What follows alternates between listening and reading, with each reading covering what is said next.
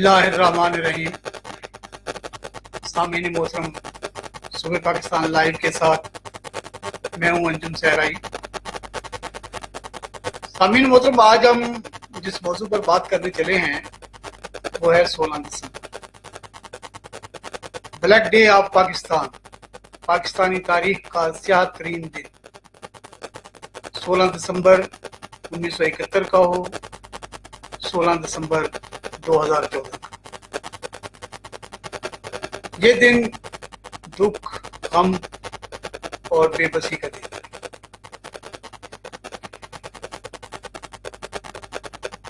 इस दिन का हवाला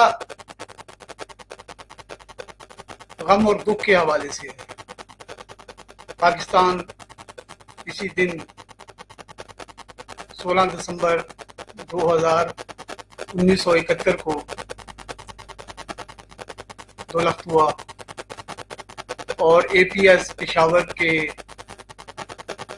मासूम तलबा पर दहशतगर्दाना हमला 16 दिसंबर 2014 को।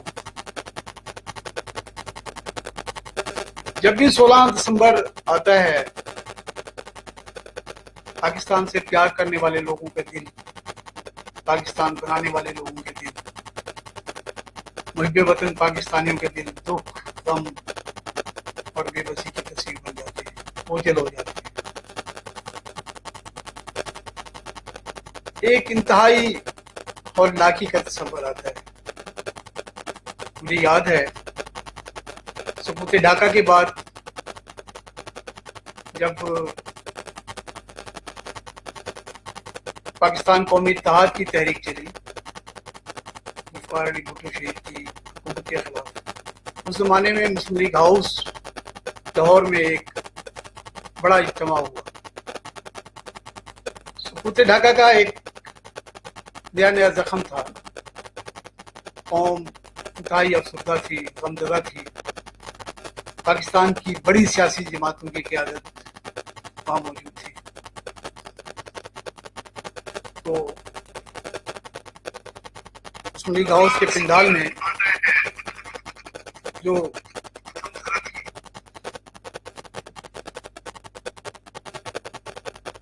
एक नज़म पढ़ी गई, मुशीर काज़मी साहब एक बहुत बड़े शायर हुआ करते थे, कौमी शायर। उन्होंने एक नज़म पढ़ी, फूल लेकर गया आया रोता हुआ, बात ऐसी है कहने का यारा नहीं, कब्र इकबाल से आ रही थी सदा, ये चमन मुझको आधा गवारा नहीं।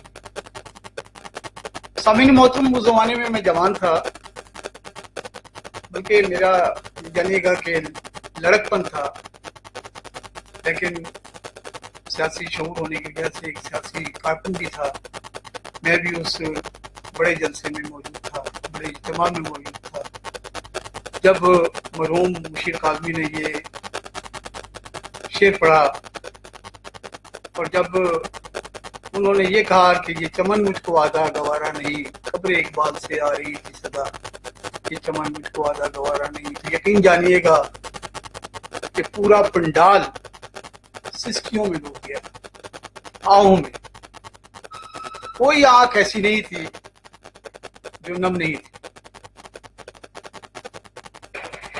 पाकिस्तान के 2 लख्त होने के दुख ने पूरी कौम को गमज़दा कर रखा।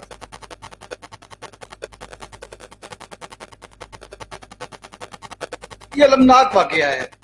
बाज़ लोग कहते हैं कि हमें माजी को भूल जाना चाहिए और आगे बढ़ना चाहिए, लेकिन मेरी राय कदर मुख्तलिफ है। हमें पाकिस्तानी तारीख के उन अलमनाक माजी को, अलमनाक वाक़यात को सामने रखकर अपनी मंजिल का तयन करना चाहिए। हमें गलतियों से सबक सीखना चाहिए।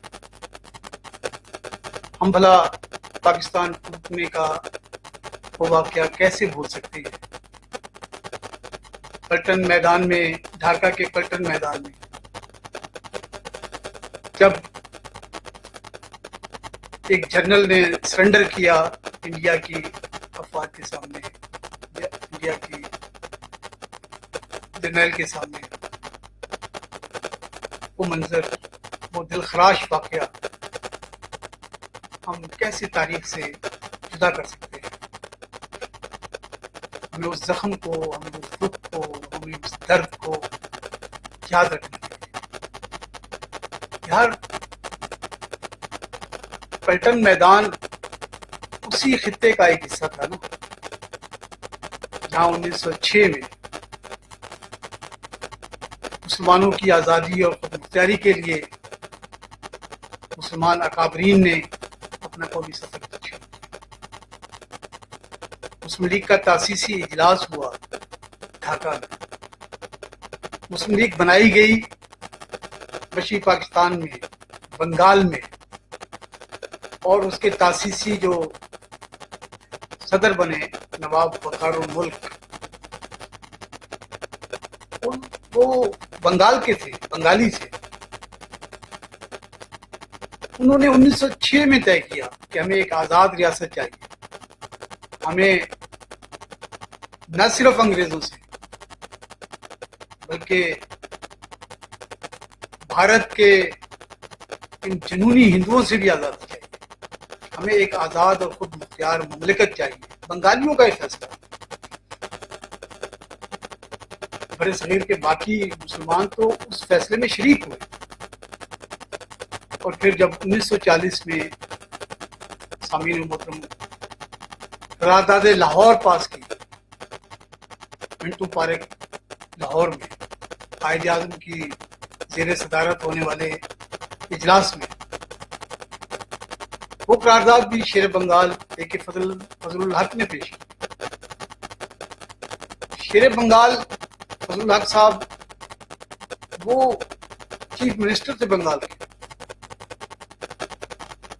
انہوں نے قیام پاکستان کے بارے میں جو نظریاتی قرارداد تھی، جسے بعد میں قرارداد پاکستان کہا گیا، اس کو پیش کرنے کا جو اعزاز ہے وہ بھی ایک بنگالی شہری، بنگال کے ایک رہنما کو تھا، بنگال کے ایک مسلمان کو تھا. میں اس بحث سے علیحدہ رہتے ہوئے ہم تسلیم کر لیتے ہیں کہ مشرقی پاکستان کو مغربی پاکستان سے گرے ہوں گے.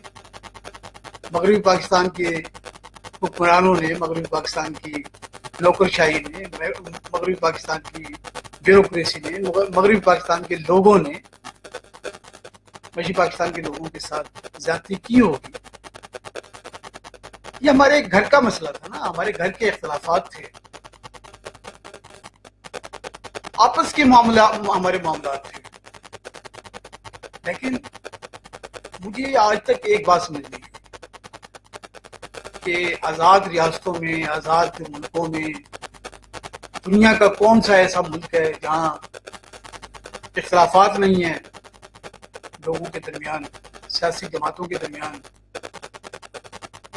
لیکن کوئی ملک کسی دوسرے ملک کو یہ جواز بنا کر کہ آپ کے عوام آپس میں اتفاق رائے سے نہیں رہ رہے، ہم جارحیت کا ارتکاب کر رہے ہیں اور ہم آپ کو علیحدہ کر رہے ہیں، ہم مسلح آپ کے ساتھ جو ہے نا جی جنگ کریں گے اسی بنیاد پر کیونکہ آپ کا بھائی آپ سے مطمئن نہیں ہے.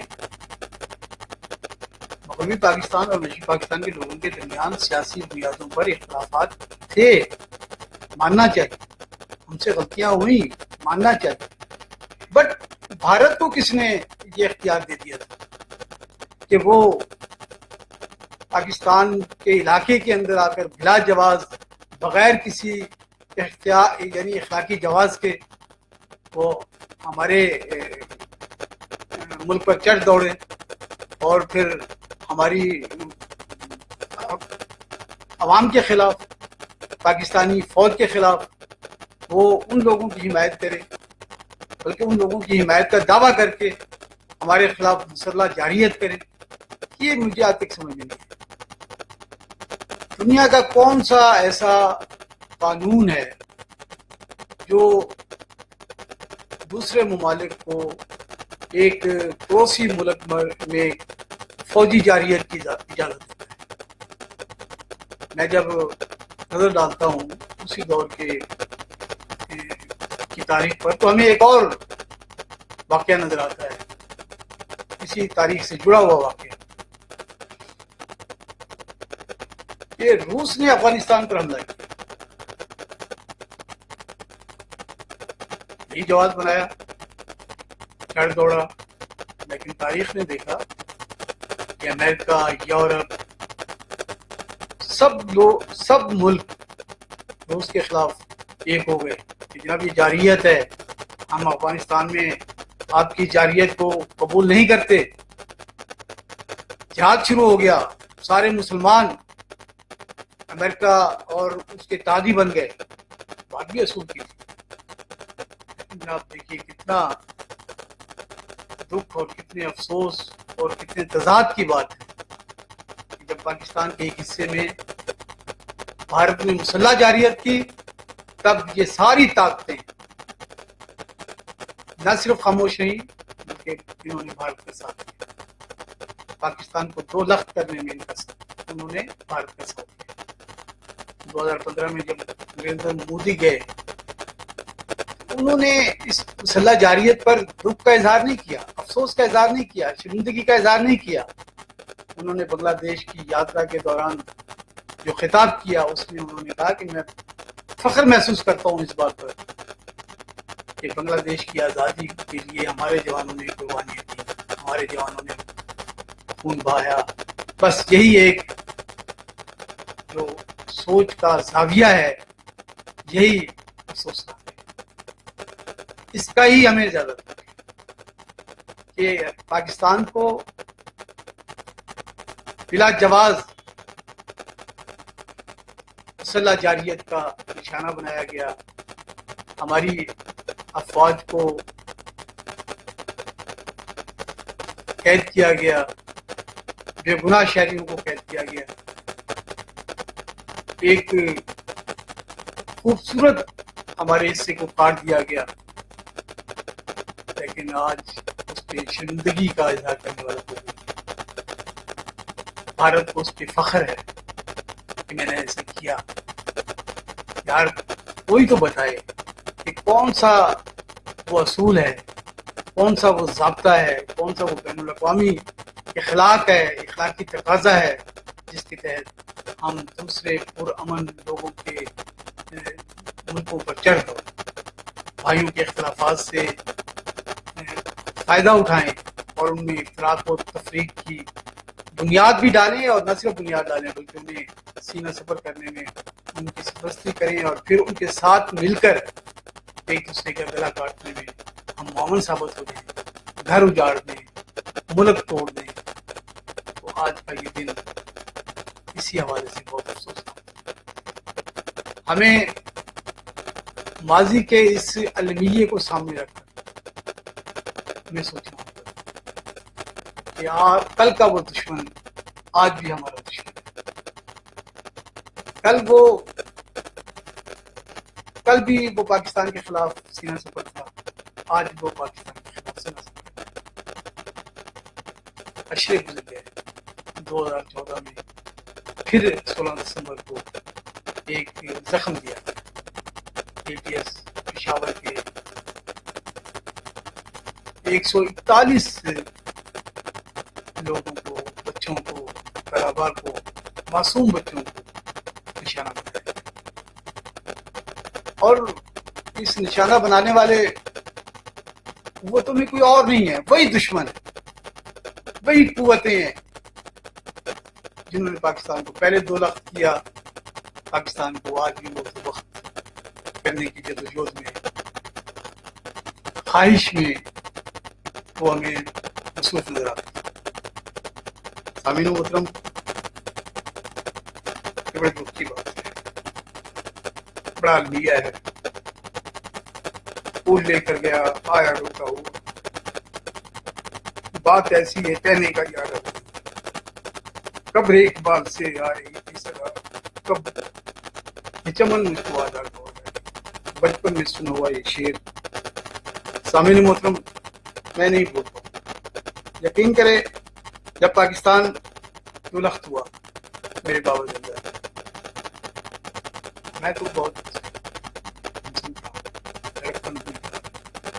میں نے دیکھا میرے بابا رات بھر روتے تھے، انہیں یقین نہیں آ رہا تھا کہ پاکستان 2 لخت ہو سکتا ہے۔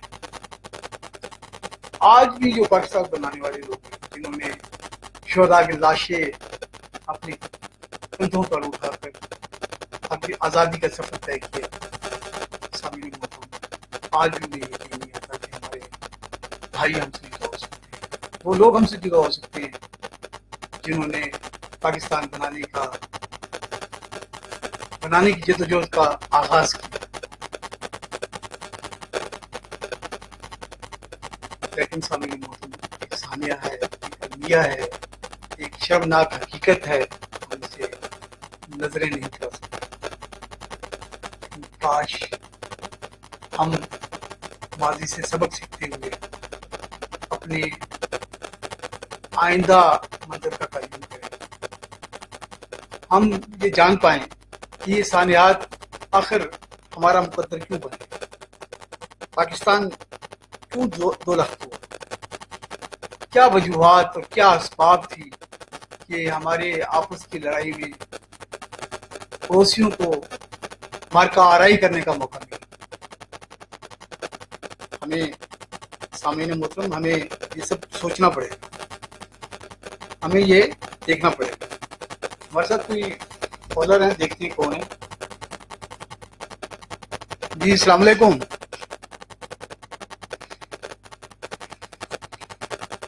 السلام علیکم.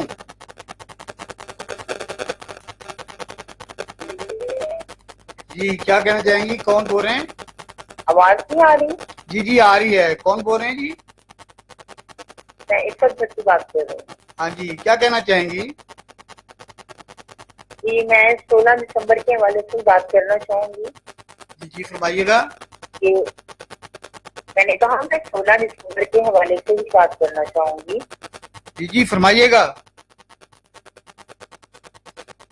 16 دسمبر ایک بڑی ہماری تاریخ میں 2014 کا واقعہ ایک المناک یاد کے حساب سے ہی مطلب جو ہے وہ ہے. اور اس میں ہم جس طرح جو آزاد قومیں ہوتی ہیں وہ اپنے آزادی کے دن مناتی ہیں، اپنے تہواروں کو یاد رکھتی ہیں.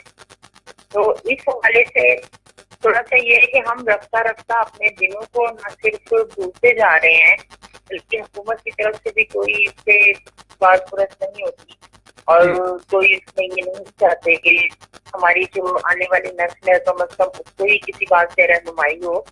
بہت ساری چھٹیاں بھی ختم کر دی گئیں. تو 16 دسمبر جو ہے اس کو بھی ایک یادگار کے طور پہ منانا چاہیے تھا. کم از کم ان شہیدوں کا لہو جو ہے وہ تو رائگاں نہ جائے. ہمیں معلوم ہونا چاہیے کہ ہماری ہسٹری میں کیا ہوا تھا، آنے والی نسلوں کو بھی پتہ چلے کہ کس طرح ہمارے جو بچے تھے وہ شہید ہوئے اور کس طرح انہوں نے بہادری سے اپنی جان دی. تو میرے خیال میں کہ اس دن کو منانا چاہیے. یاد جو ہے اس کو ہمیشہ دوسروں کے دلوں میں بھی رہے، خود ہمیں بھی یاد رکھنا چاہیے. جی بالکل ٹھیک، تھینک یو جی، بہت بہت شکریہ. یہ عفت بھٹی صاحبہ کہہ رہی تھی کہ ہمیں بھول جانے کی عادت ہو گئی ہے. ہم آنکھیں بند کرنا چاہتے ہیں، ماضی کی طرف دیکھنا نہیں چاہتے ہیں، اپنے نقصانات کا ہم نہیں دیکھنا چاہتے کہ ہمارے نقصانات کتنے ہیں اور ان کے اسباب کیا ہیں، ان کی وجوہات کیا ہیں.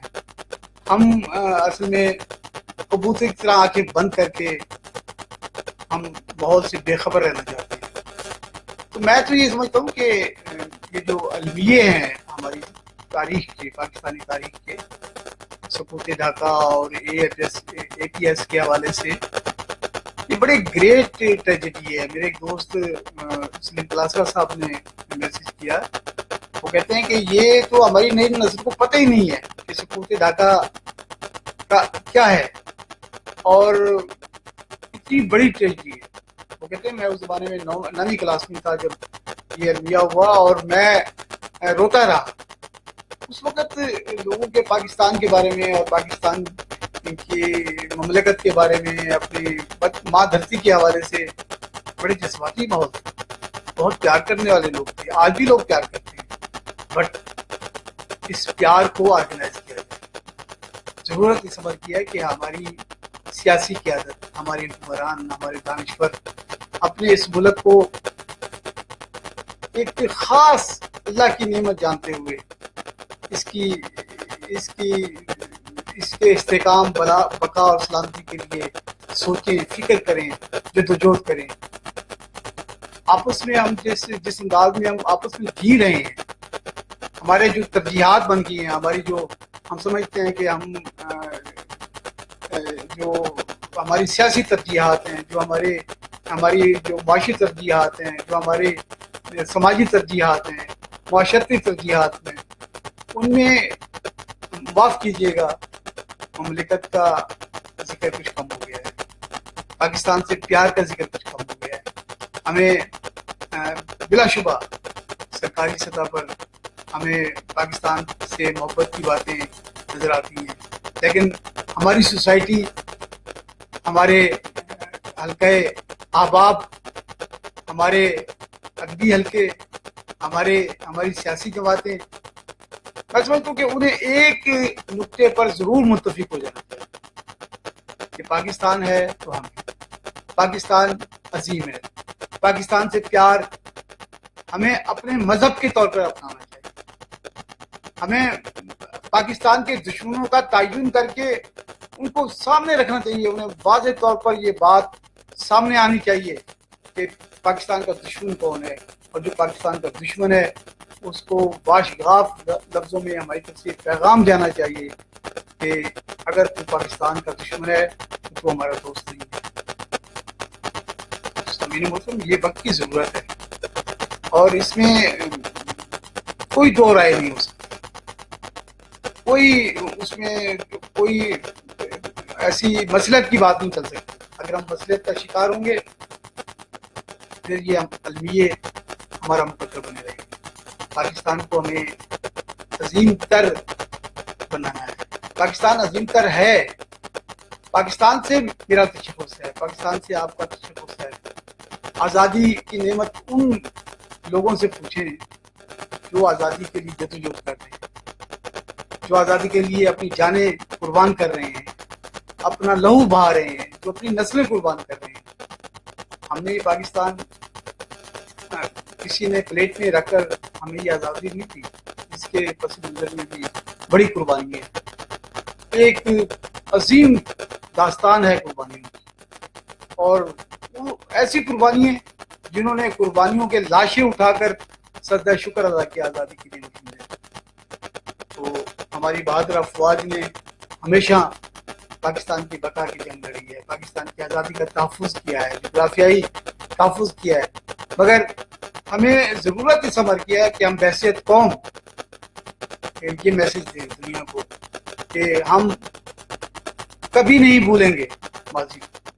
ہم ماضی میں لگنے والے جتنے بھی زخم ہیں، ہمیں ایک ایک زخم یاد ہے. ہم اس ماں دھرتی کے ساتھ ہمارا یہ عہد ہے کہ ماں دھرتی اب تجھے کسی دشمن کی نظر تجھے نہیں نظر لگا سکے. ہمارا لہو، ہماری سانس، ہماری نسل، ہماری جان، ہماری آبرو اللہ کے بعد اس ماں دھرتی کی یہ امانت ہے. اس کے تحفظ کے لیے بالکل ہمیں پیش کرنا چاہیے. ہمیں جوانوں میں پاکستانی محبت کا، پاکستانی قومیت کا پرچار کرنا چاہیے. ہمیں پاکستانی نیشن کے طور پر اپنے آپ کو سامنے لانا چاہیے. یہ ہے وقت کا تقاضا. سامعین محترم، بہت مشکل موضوع تھا، بڑا دکھ بھرا موضوع تھا، بڑا درد انگیز موضوع ہے. بہت سی باتیں کی جا سکتی ہیں.